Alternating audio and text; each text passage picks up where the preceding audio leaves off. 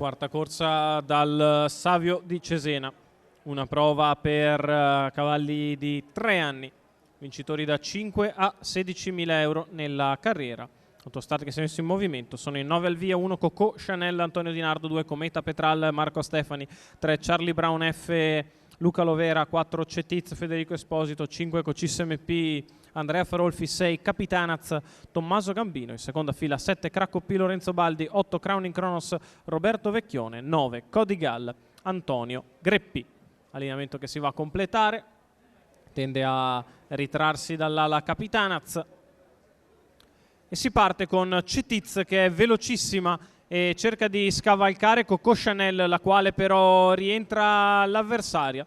In bocca la prima curva da leader, Cetiz scende in seconda posizione alla corda avanti a Cracco P, all'esterno è Cocis MP, quarta la corda Cometa Petral a precedere Crowning Kronos, Codigal, all'esterno anche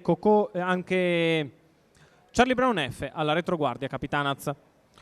14,7 per i primi 200 metri con Cocis MP che cerca di avanzare al largo, intanto la leader ha passato in 29,3 i primi 400 metri di corsa. In vantaggio Coco Chanel nei confronti di Cetiz, al largo Cocis MP, lungo la corda Crack OP, poi ancora Cometa Petral, Crowning Kronos, gli altri.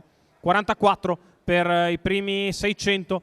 Cammina come da sua caratteristica la figlia di Bold Eagle che cerca di mettere in difficoltà l'avversario che è allo scoperto sin dal primo metro. 57,9 per i primi 800 metri di corsa. Coco Chanel che ribatte colpo su colpo a Cocis MP. Cetiz lungo la corda sembra in leggera difficoltà, prova a muovere allora Cracco P al chilometro passato dalla leader in 1,12,1, è in vantaggio Coco Chanel, attacca al largo Cocis MP, cerca di passare in terza posizione Cracco P ma si fa fatica perché si va forte, sbaglia Cracco P che lascia terza Cetiz avanti a Cometa Petral, la dritta di là passata in 13,7, 1,25,8 i 3/4 di miglio e Coco Chanel è in vantaggio e si sta difendendo da Cocis MP che continua a insistere all'esterno a 250 dalla conclusione. L'ultima curva che è passata ancora in 14,5, in vantaggio Coco Chanel, attacca Cocis MP che non si dà ancora per vinto, Coco Chanel che riparte da Cocis che si difende, Coco Chanel in vantaggio,